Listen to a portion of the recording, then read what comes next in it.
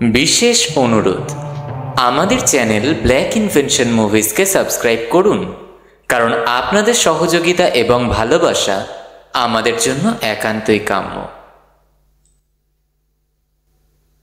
এখন থেকে আমাদের অডিও স্টোরিজ শুনুন স্পটিফাইতেও, প্রতি সোমবার সন্ধ্যে 7টা। এই কাহিনীর চরিত্র এবং কাহিনীর বিষয়বস্তু সম্পূর্ণই কাল্পনিক। এই কাহিনীর সাথে বাস্তবের কোনো মিল নেই।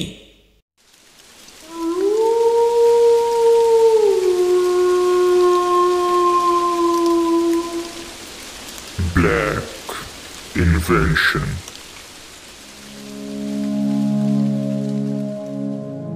সকলকে স্বাগতম জানাই ব্ল্যাক ইনভেনশন মুভিজ অডিও স্টোরিতে। আজকের গল্প টিএম অরিজিনালস প্রেজেন্স রাতুল জেসওয়ারার লিখিত রক্তাক্ত খুন। কলকাতার আকাশে তখনও ভোর কিন্তু পুরোপুরি নামেনি। অল্প আলোয় আচ্ছন্ন রাস্তাগুলো বেশ নিস্তব্ধ। কোথাও কেবল ভেজা কাকের ডাক ভেসে আসছে। উত্তর কলকাতার এক বিশাল পুরনো জমিদার বাড়ি। বাড়ির সামনের ফটকের বাইরে জটলা পাকিয়েছে কয়েকজন পথচারী। তাদের চোখে ভয়, মুখে কৌতূহল। খবর রটে গেছে ভেতরে খুন হয়েছে। বাড়িটার মালিক ছিলেন দেবব্রত ঘোষাল, শহরের প্রভাবশালী ব্যবসায়ী। তার সঙ্গে রাজনীতি, অর্থনীতি সব জায়গাতেই সংযোগ ছিল তার। এমন একজন মানুষকে হঠাৎ রক্তাক্ত অবস্থায় নিজের শোয়ার ঘরে পাওয়া গেছে, এতে উত্তেজনাটা হওয়া স্বাভাবিক। পুলিশ গেটের ভেতরে ঢুকেছে ইতিমধ্যে, কিন্তু ভিড় কমছে না। হঠাৎ করেই একটা ট্যাক্সি এসে দাঁড়ালো। ট্যাক্সি থেকে নামলেন একজন লম্বা সোজা গঠনের মানুষ, চোখে সরু ফ্রেমের চশমা, হাতে চামড়ার ব্যাগ। তার মুখে কিন্তু কোনো ভয় নেই, বরং অদ্ভুত এক ঠান্ডা স্থিরতা। আসলে তিনি হলেন গোয়েন্দা অমিতাভ দত্ত।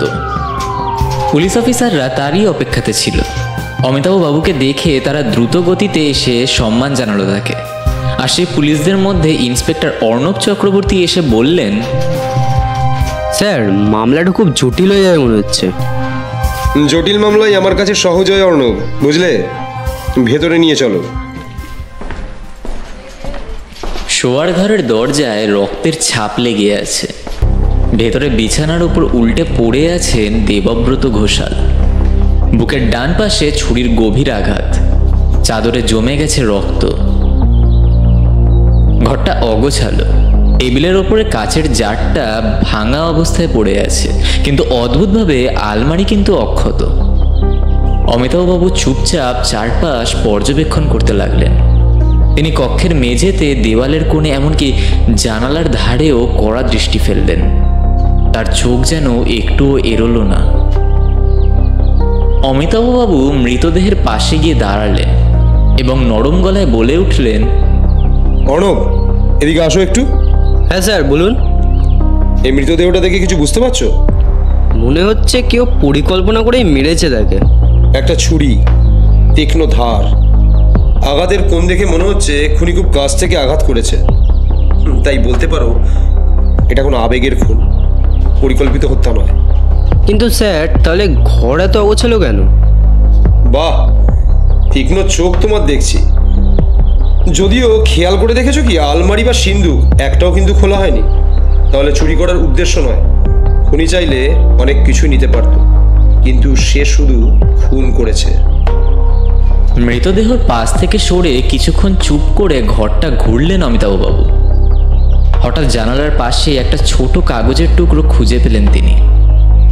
সেটা ভাঁজ করা অবস্থায় পড়ে আছে। কাগজটা খুলতেই ভেতর থেকে মাত্র দুটো শব্দের লেখা ভেসে উঠল। পুরনো হিসাব। স্যার, এটা কি খুনির ফেলে যাওয়া বার্তা? সম্ভবত। তবে খুনি চাইলে ইচ্ছাকৃতভাবেও এই বার্তাটা রেখে যেতে পারত, যেন তদন্তের মোড়টাকে ঘুরিয়ে দেওয়া যায়। খুনিরা কিন্তু মাঝে মাঝে এরকম চাল দেয়। এমন সময় পেছনে ফিরে অমিতাভবাবু আর অর্ণব দেখলেন এক তরুণ সাংবাদিক দাঁড়িয়ে আছে, হাতে নোটবুক। তার নাম ছিল ঋষিকেশ ব্যানার্জি। সে একটি জনপ্রিয় দৈনিক পত্রিকার ক্রাইম রিপোর্টার। পুলিশের সঙ্গে পরিচিত থাকার সুবাদে ঘটনাস্থলে ঢুকতে পেরেছে। ইন্সপেক্টর অর্ণব চক্রবর্তী রুড গলায় তাকে বলে উঠলেন, এখন সাংবাদিকের সময় নয়, বাইরে দাঁড়াও। না না, ওকে থাকতে দাও, মাঝে মাঝে বাইরের দৃষ্টিও কাজে লাগে। অমিতাভবাবু ক্রাইম রিপোর্টার ঋষিকেশকে ভেতরে আসার জন্য অনুমতি দেয়। ঋষিকেশ নিজের নোটবুকের মধ্যে ঘটনা এবং মৃতদেহের বর্ণনা লিখতে শুরু করে দেয়।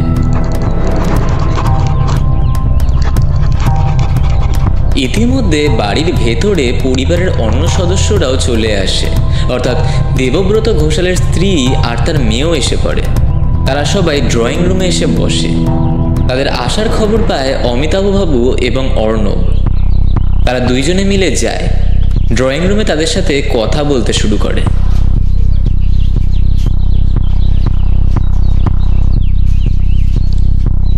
প্রায় 30 মিনিটের ওপর কথা বলে তাদের সাথে। কথোপকথন করে জানতে পারে তাদের পরিবারের লোক এই বাড়িতে প্রায় 3 দিন ধরে ছিল না। এই বাড়িতে দেবব্রত ঘোষাল একাই ছিল। কিন্তু তারা এও দাবি করে যে দেবব্রত ঘোষালের রাজনীতি ও অর্থনীতির দিক থেকে শত্রু সংখ্যাও কম ছিল না। এরপর অমিতাভবাবু ঘটনাস্থলে আসে আর সেইখানে গিয়ে ঋষিকেশকে আড়ালে ডাক দেয় এবং বলে ওঠে, তুমি সাংবাদিক তাই তো? হ্যাঁ স্যার, আমি ঋষিকেশ ব্যানার্জি, দৈনিক কলম পত্রিকার ক্রাইম রিপোর্টার। তাহলে তুমি মানুষের চোখে না পড়া ফাঁকগুলো দেখতে শিখেছো। তবে সতর্ক থেকো, খুনিরা কখনো চায় না সত্য বাইরে আসুক। স্যার, আমি সাহায্য করতে চাই, হয়তো আপনার কাজে আসব। ঠিক আছে, তবে মনে রেখো আমার সঙ্গে কাজ করলে তোমার দায়িত্ব বাড়বে। ঘরগুলো ঘুরে দেখছিলেন তারা। হঠাৎ ঋষিকেশ মেঝেতে ছোট্ট একটা ধাতব টুকরো খুঁজে পায়। সেটা আধ ভাঙা একটা বোতামের মতো। ঋষিকেশ কৌতূহলী গলায় বলে ওঠে, এটা খুনির জামা থেকেও পড়ে যেতে পারে। সম্ভাবনা আছে। দাও দেখি, ওটা আমায় দাও। বোতামের মতো ছোট জিনিসও বড় প্রমাণ হতে পারে। তারা দুইজন কথা বলতে বলতে যখন বারান্দার দিকে যাচ্ছিল, তখন ইন্সপেক্টর অর্ণব এসে জানান দেয়, স্যার, পৌরদের সাথে কথা হয়ে গেছে। রাত প্রায় 2:30টার দিকে একজনকে বাড়ির আশেপাশে ঘোরাঘুরি করতে দেখেছিল তারা। কে ছিল? লোকটা খুব দ্রুত পালিয়ে যায়। কেবল আন্দাজ করা গেছে যে সে লম্বা গড়নের এবং কালো জ্যাকেট পরা ছিল। কালো জ্যাকেট তো শহরে অনেকেই পরে, এটা তো যথেষ্ট সূত্র নয়। ঠিক সেই সময় ফরেন্সিক ডিপার্টমেন্টের টিম ঘটনাস্থলে আসে আর দেবব্রত ঘোষালের মৃতদেহ তুলে নিয়ে যায় পোস্টমর্টম করার জন্য। এরপর অমিতাভবাবু, ঋষিকেশ আর ইন্সপেক্টর অর্ণব তিনজনই বাইরে বেরোলো। বাইরে বেরিয়ে দেখলো বাড়ির সামনে দাঁড়িয়ে থাকা ভিড় যেন আরও বেশি বেড়ে গেছে। সংবাদ মাধ্যমের ক্যামেরা, প্রতিবেশীদের গুঞ্জন, সব মিলিয়ে এলাকা একেবারে চরম গরম। অর্ণব হঠাৎ এক বৃদ্ধকে ভিড়ের পাশে দাঁড়িয়ে থাকতে দেখল। বৃদ্ধ খুব অস্বস্তিতে নড়ছিলেন। অর্ণব এগিয়ে গেলেন তার দিকে এবং বলে উঠলেন, আপনি এখানে থাকেন? হ্যাঁ বাবা, পাশের গলিতে থাকি। আমি রাতে কিছু শুনেছিলাম। কি শুনেছিলেন? কারো জোরে তর্কের আওয়াজ। মনে হচ্ছিল দেবব্রতবাবুর সঙ্গে কথা কাটাকাটি হচ্ছে, কিন্তু আমি ভয় পেয়ে বাইরে তাকাইনি। অর্ণব দ্রুত অমিতাভবাবুকে ডাকল। বৃদ্ধ একই কথা পুনরায় বললেন তাকে। অমিতাভবাবু মনোযোগ দিয়ে শুনলেন কথাগুলো। আপনি নিশ্চিত এটা ঘোষালবাবুর কণ্ঠ ছিল? হ্যাঁ, অনেক বছর ধরে ওনার গলা শুনে আমি অভ্যস্ত। ধন্যবাদ, আপনার তথ্য আমাদের কাজে আসতে পারে। এরপর ইন্সপেক্টর অর্ণব আর গোয়েন্দা অমিতাভবাবু দুইজনের মিলেই ভিড় ঠেলে বেরোলো আর পুলিশের গাড়িতে উঠে থানার দিকে রওনা হলো। সকাল গড়িয়ে বেলা নেমে এসেছে। গ্রামের রাস্তা থেকে বের হয়ে পুলিশের গাড়ি উঠে পড়েছে হাই রোডে। কিছুটা গাড়ি চালানোর পর অমিতাভবাবু ড্রাইভারকে বলল একটা চায়ের দোকানের সামনে গাড়িটাকে দাঁড় করাতে। গাড়ি চালক তার কথা শুনে হাইরোডের পাশে একটা চায়ের দোকানের সামনে গাড়িটা দাঁড় করালো। গাড়ির থেকে নামলেন অমিতাভবাবু আর ইন্সপেক্টর অর্ণব। চায়ের দোকানের বেঞ্চে বসে এক কাপ চা হাতে নিয়ে বসলো তারা। ঠিক সেই মুহূর্তে অর্ণব অমিতাভবাবুকে বলে উঠল, স্যার, তাহলে খুনি কি পরিচিত কেউ? যেহেতু দেবব্রত ঘোষাল নিজের ঘরে কাউকে ঢুকতে দিয়েছিলেন। হ্যাঁ, সম্ভবত এমন কেউ যাকে দেখে উনি ভয় পায়নি, হয়তো পুরনো কোনো সম্পর্ক। কিন্তু স্যার, সেই কাগজে লেখা ছিল পুরনো হিসাব। তাহলে খুনির সঙ্গে ঘোষালবাবুর পুরনো কোনো শত্রুতার যোগ আছে? ঠিক তাই। হ্যাঁ, এখন আমাদের খুঁজে বের করতে হবে সেই পুরনো হিসাবটা আসলে কি। এই কথা বলার পর অমিতাভবাবু মুখ থেকে সিগারেট ফেলে সেইখান থেকে উঠে চায়ের দামটা দিয়ে গাড়িতে উঠে পড়ে। গাড়ি চলতে শুরু করে। প্রায় কিছুক্ষণ পর গাড়িটা গিয়ে থামে পুলিশ স্টেশনের সামনে। গাড়ির থেকে নামে ইন্সপেক্টর অর্ণব এবং সে চলে যায় নিজের কেবিনে। অপরদিকে অমিতাভবাবু নিজের কেবিনে চলে যায়। বিকেল 5টা। ইন্সপেক্টর অর্ণব পুলিশ রিপোর্ট ঘাঁটতে গিয়ে জানতে পেল দেবব্রত ঘোষালের ব্যবসায় একাধিক প্রতিদ্বন্দ্বী ছিল। তাদের মধ্যে প্রধান ছিল মায়াঙ্ক আগরওয়াল। তবে তিনি দিল্লিতে আছেন বলে সরাসরি জড়িত হওয়া কঠিন। কিন্তু ব্যবসার জগতে শত্রুরা অনেক সময় ভাড়াটে খুনিও পাঠায়। এছাড়াও দেবব্রতর একজন প্রাক্তন কর্মচারী সঞ্জয় পাল সম্প্রতি চাকরি হারিয়ে ক্রুদ্ধ ছিলেন তার উপর। শোনা যায় দেবব্রত তাকে প্রতারণার অভিযোগে বের করে দিয়েছিলেন। কিন্তু অস্বাভাবিক বিষয়টা হলো সঞ্জয়ের চেহারা লম্বা গঠনের। ইন্সপেক্টর অর্ণব আর দেরি করল না। সমস্ত রিপোর্ট জানাবার জন্য অমিতাভবাবুর কাছে গেলেন আর সমস্ত খুলে তাকে জানালো। অমিতাভবাবু নিজের চেয়ারে বসে গভীর চিন্তায় ডুবে পড়লেন। ঠিক সেই মুহূর্তে ইন্সপেক্টর অর্ণব বলে উঠল তাকে, স্যার, তাহলে কি খুনটা সঞ্জয় করেছে? অত তাড়াহুড়ো করে সিদ্ধান্ত নেবে না। সত্যি জানার জন্য আমাদেরকে ওর সাথে দেখা করতে হবে। তুমি একটা কাজ করো, এই সঞ্জয় পালের বাড়িটা কোথায় তা একটু খোঁজ নাও আর আমায় জানাও। ঠিক আছে স্যার। স্যার, আপনি কি এখন বেরিয়ে যাবেন? হ্যাঁ, আমার একটু কাজ আছে, আমি বেরিয়ে যাব। কেন, তোমার কোনো দরকার আছে? না না স্যার, আমার কোনো দরকার নেই। এই বলে অমিতাভবাবু বেরিয়ে পড়ে পুলিশ স্টেশন থেকে। রাস্তায় একটা ট্যাক্সি দাঁড় করায়।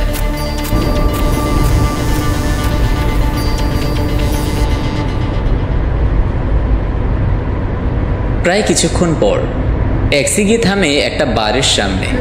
অমিতাভবাবু ট্যাক্সি ড্রাইভারকে টাকা দিয়ে বারের ভেতরে ঢুকে যায়। বারের ভেতর ঢুকতেই অমিতাভবাবু দেখতে পায় ক্রাইম রিপোর্টার ঋষিকেশ ব্যানার্জিকে। একটা ফাঁকা টেবিলে বসে বিয়ার খাচ্ছে ঋষিকেশ। অমিতাভবাবু তার কাছে যায়। অমিতাভবাবু তার কাঁধে হাত রাখে। ঋষিকেশ ভয় কেঁপে ওঠে এবং বলে ওঠে, কে? ও আপনি? আরে আমি, ভয় পাওয়ার কিছু হয়নি, বসো বসো। আর স্যার, আপনি এখানে? এইখানে আমি প্রায় এসে থাকি, তোমায় আমি প্রথমবার দেখলাম এখানে। আসলে স্যার, আমি এখানে সেই রকম আসি না, আর তেমন মদও খাই না। কাল থেকে একটু চাপে ছিলাম তো, তাই একটু। আরে, মদ্যপান করা তো ভালো, কিন্তু অতিরিক্ত নয়। আরে স্যার, আমি খুব কমই খাই। দেখুন, এখন হাফ বোতলও খেতে পারিনি। তা তোমার তো ভালোই বয়স হয়েছে দেখছি। তা বিয়ে থা করেছো নাকি আনম্যারিড? সত্যি বলতে গেলে জীবনে সব কিছুই হারিয়েছি, আর নতুন করে কিছুই হারাতে চাই না। মানে ডিভোর্স নাকি ব্রেকআপ, কোনটা? ঋষিকেশ হঠাৎ কেমন যেন গভীর চিন্তার মধ্যে পড়ে গিয়েছিল। তার আবভাবটা মোটেই সুবিধার ছিল না। আচমকে অমিতাভবাবুর ফোনটা বেজে ওঠে। এক সেকেন্ড, হ্যাঁ, আমি একটু ফোনে কথা বলে আসি। অমিতাভবাবু ফোনটা তোলার জন্য বাইরে যায়। হ্যালো অর্ণব, বলো। স্যার, সঞ্জয় বলে বাড়ির ঠিকানাটা পেয়ে গেছি। গুড। আচ্ছা, তুমি একটা কাজ করো, আমায় বরং ঠিকানাটা ফোনে পাঠাও। আমি বরং কালকে সকালে গিয়ে খোঁজ নিয়ে আসছি। স্যার আপনি একলা যাবেন? এরূপ কথোপকথন করার পর অমিতাভবাবু আবার বারের ভেতরে ঢুকে যায়। অমিতাভবাবু ঋষিকেশের কাছে যায়, কিন্তু সেইখানে গিয়ে দেখে ঋষিকেশ নেই। অমিতাভবাবু এই দিক ওই দিক খুঁজতে শুরু করে, কিন্তু কোথাও তার খোঁজ পায় না। অমিতাভবাবু পাশের টেবিলের লোকটার কাছে যায় এবং বলে ওঠে, বলছিলাম ভাই, এইখানে একটা ছেলে বসেছিল, নীল রঙের জামা পরে, চোখের মধ্যে চশমাও পড়েছিল। তুমি কি দেখেছো? কোথায় গেল ছেলেটা? এই তো দাদা, আপনি ফোনে কথা বলতে বলতে বাইরে গেলেন না, আর ছেলেটা বেরিয়ে গেল। যা বাবা, কিছু না বলেই বেরিয়ে গেল।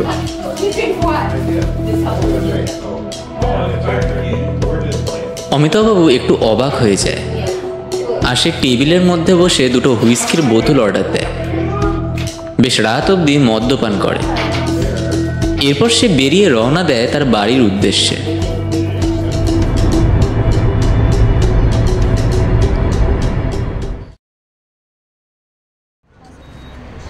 পরের দিন সকালবেলায় অমিতাভবাবু তৈরি হয়ে নিজের বাইক নিয়ে বেরিয়ে পড়ে সঞ্জয় পালের বাড়ির দিকে।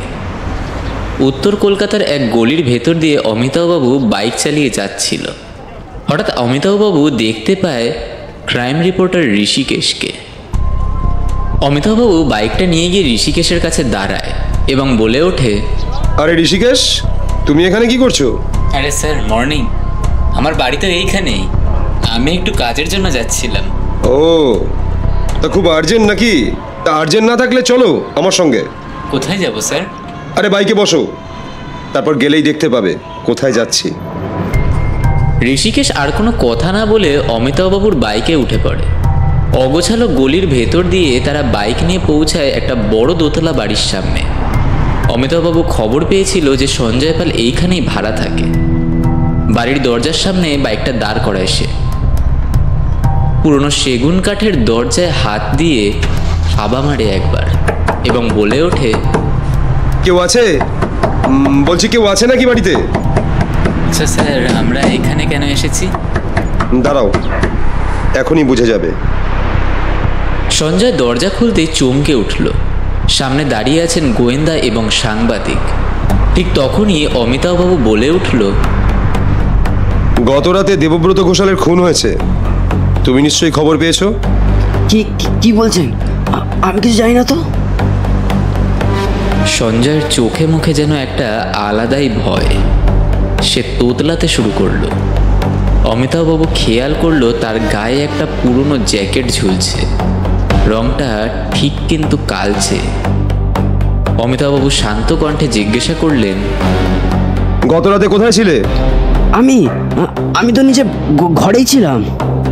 তুমি জানো তো মিথ্যে বললে ধরা পড়ে যাবে। আরেকটা প্রশ্ন, তোমার জ্যাকেটের বোতাম কি সব ঠিক আছে? সঞ্জয় হকচকিয়ে জ্যাকেটটা টেনে ধরলো আর দেখলো সত্যি একটি বোতাম নেই। ঋষিকেশ বিস্মিত হয়ে অমিতাভবাবুর দিকে তাকালো এবং বলে উঠল, স্যার, ওই বোতামটা তো আপনি গত রাতে ঘটনাস্থলেই পেয়েছিলেন। অমিতাভবাবু নিজের পকেট থেকে বোতামটা বার করলো, আর অপরদিকে সঞ্জয়ের মনে তীব্র নীরবতা নেমে এলো। সঞ্জয়ের মুখের দিকে তাকিয়ে দেখে তার মুখ দিয়ে ঘাম ঝরছে। অমিতাভবাবু তাকে জিজ্ঞাসা করে ওঠে, তাহলে সঞ্জয়, বোতামটা যদি তোমার জ্যাকেটের হয়, তবে তুমি কিভাবে বলতে পারো যে খুনের রাতে তুমি এখানে ঘরে ছিলে? না স্যার, আমি খুনি নই। আমি ওনার সাথে ঝগড়া করতে গিয়েছিলাম ঠিকই, কিন্তু খুন আমি করিনি। আমি শুধু টাকা চাইতে গিয়েছিলাম। টাকা? কিসের টাকা? হ্যাঁ, ওনার কাছে আমার পাওনা বেতন বাকি ছিল। আমি চাইছিলাম উনি সেটা ফেরত দিন, কিন্তু উনি আমাকে গালাগালি করতে লাগলেন। তখন আমার রাগ উঠে গিয়েছিল। তবে আমি খুন করিনি স্যার, বুঝুন, আমি খুন করিনি। আমি শপথ নিয়ে বলছি। ঠিক আছে, তবে আমি আবার আসব। যতক্ষণ না প্রমাণ পাবো যে তুমি খুন করেছো, তখন আমি নয়, আমার পিস্তলের নল কথা বলবে। আর হ্যাঁ, এটা কোনো ধমকি না, এটা তোমার জন্য সাবধান বার্তা ছিল। এই বলে অমিতাভবাবু আর সাংবাদিক ঋষিকে সেই স্থান থেকে বেরিয়ে পড়ে। তারা বাইকে করে যায় একটা চায়ের দোকানে। চায়ের দোকানে প্রবেশ করে তারা। 2 কাপ চা নিয়ে দুইজনে বসে বেঞ্চিতে। ঠিক সেই সময় ঋষিকেশ বলে ওঠে, স্যার আপনি ওকে ছেড়ে দিলেন কেন? এত বড় প্রমাণ পাওয়ার পরেও অপরাধীকে ছেড়ে দেওয়াটা কি ঠিক? আমি ওকে ছাড়িনি, আর আমি ওকে ধরতেও আসিনি। আমি তো এসেছিলাম ওকে জাস্ট সাবধান করতে। প্রায় কিছুক্ষণ ধরে তারা কথোপকথন করে।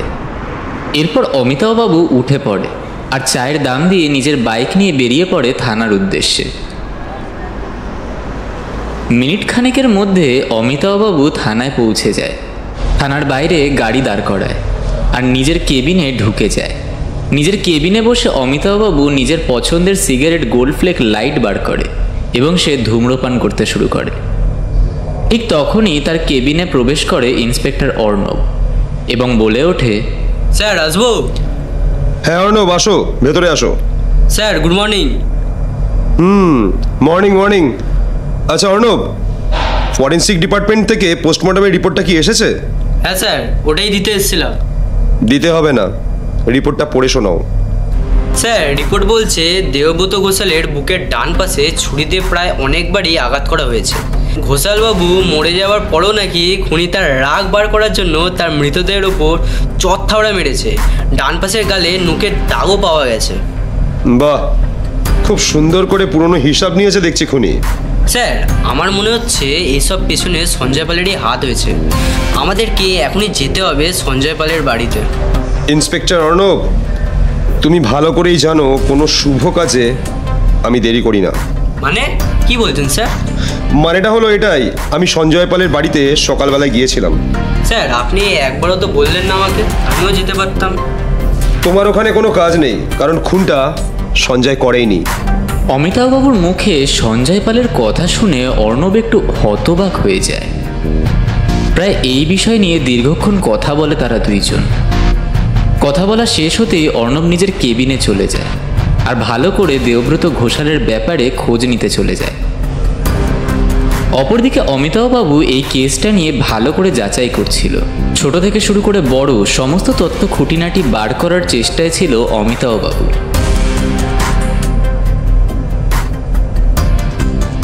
বিকেল 5টা। ইন্সপেক্টর অর্ণব পুলিশের গাড়ি নিয়ে ফেরত আসে থানায়। থানায় প্রবেশ করতেই অর্ণব সোজা ঢুকে পড়ে অমিতাভবাবুর কেবিনে।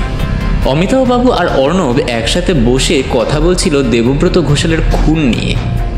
ঠিক তখনই অমিতাভবাবুর টেবিলের ওপরে রাখা টেলিফোনটা বেজে ওঠে।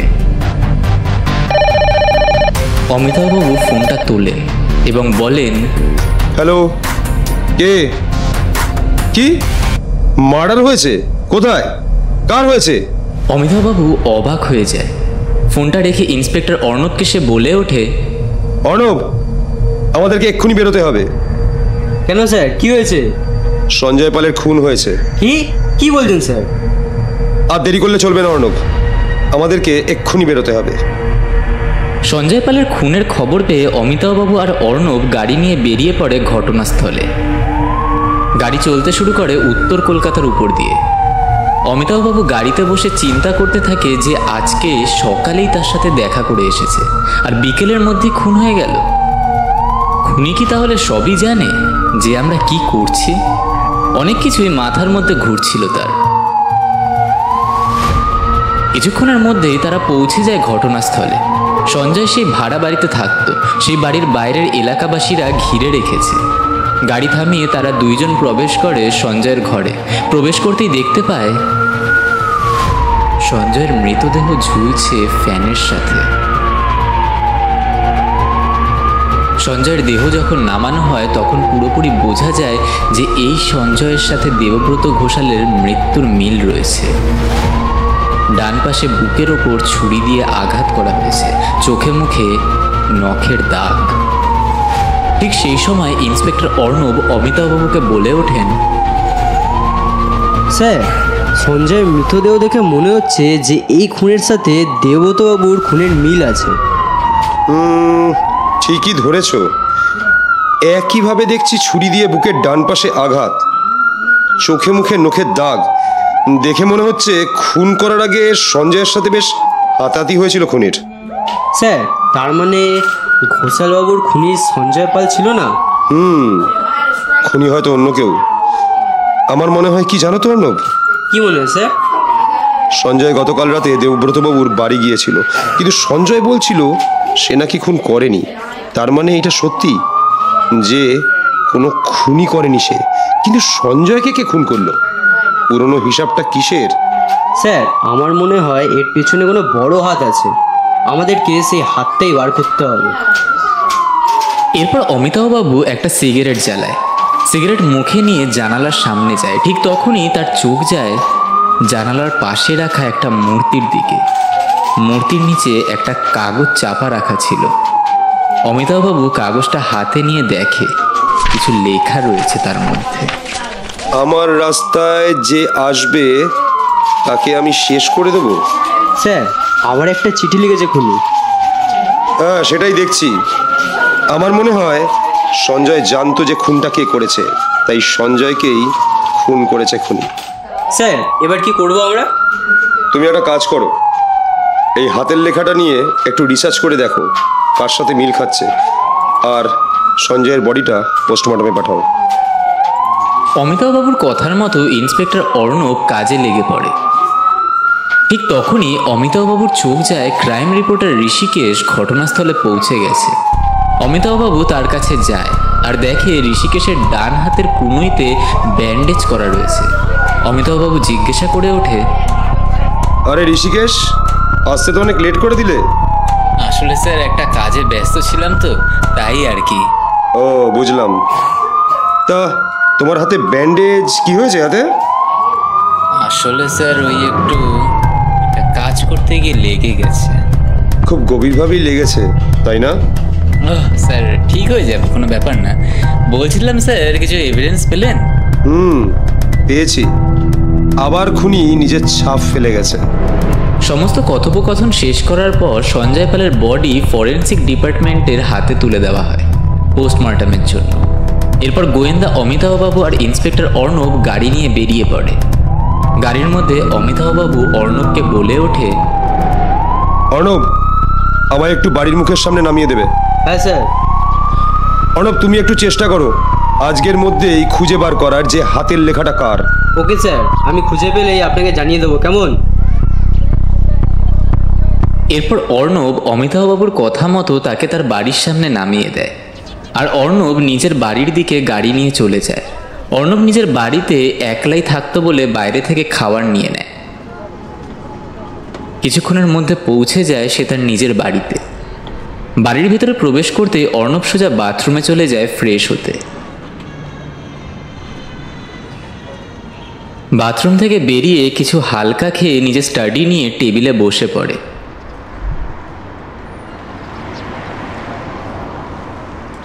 হাফ মদের বোতল নেয় সে, একটা গ্লাসের মধ্যে ঢালে মদটা, আর ল্যাপটপ নিয়ে খুঁজতে শুরু করে সেই হাতের লেখাটা নিয়ে। প্রায় 1 ঘন্টা ধরে খোঁজাখুঁজি করতে থাকে সে।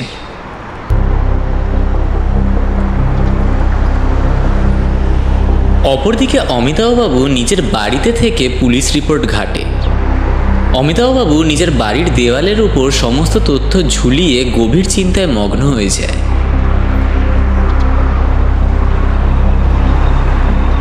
এইভাবেই কাজ করতে করতে রাত 2টো বেজে যায়।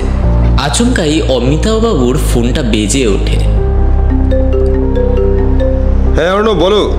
স্যার সেই খুনে ফেলে যাওয়া বার্তাগুলো নিয়ে রিসার্চ করতে করতে জানতে পারলাম। এই অর্ণব, কি হলো? অর্ণব, ও শেট। আচমকাই অর্ণবের চিৎকারের শব্দ পেয়ে অমিতাভবাবু চিন্তায় পড়ে যায়। অমিতাভবাবু আর দেরি না করে তাড়াতাড়ি রেডি হয়, নিজের পিস্তলটা নেয় আর বাইকের চাবি নিয়ে বেরিয়ে পড়ে অর্ণবের বাড়ির দিকে।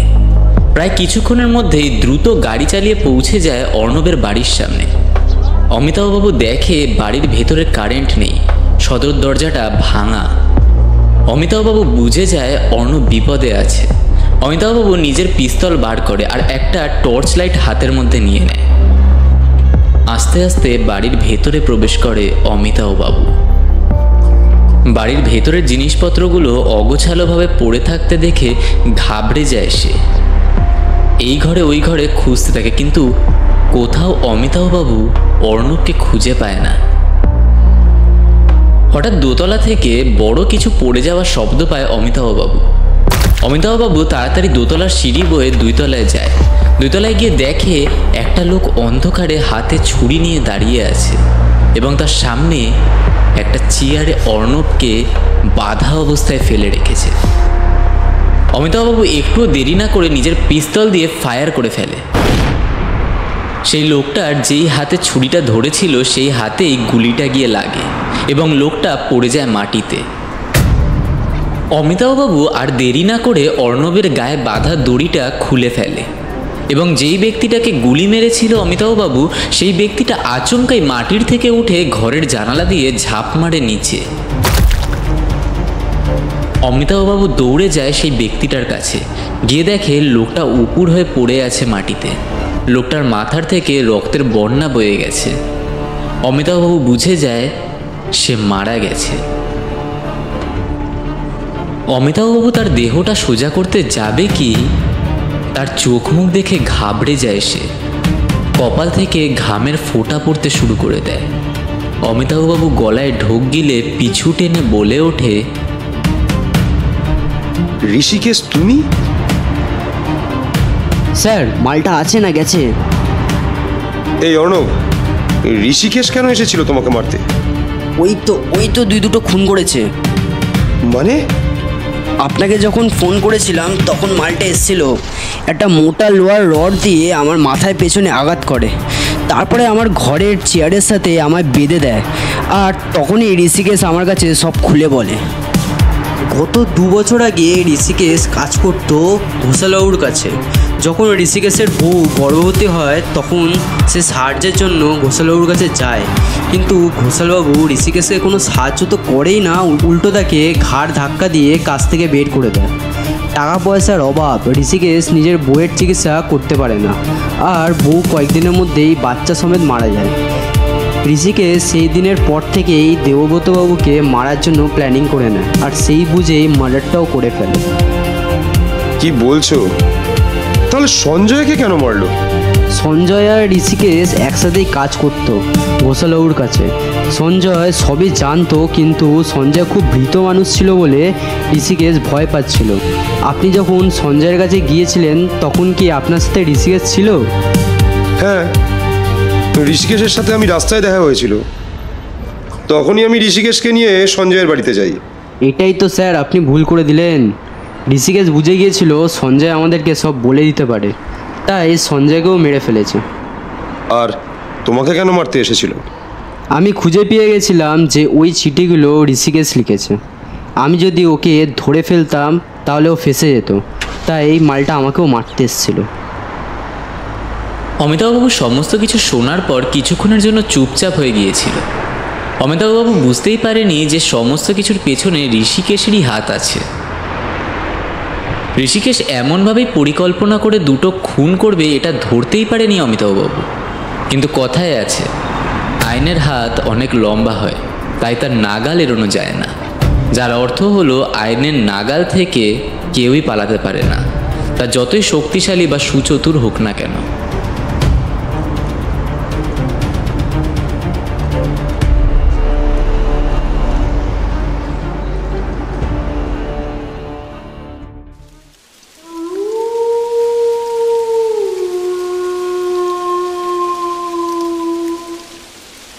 Black Invention.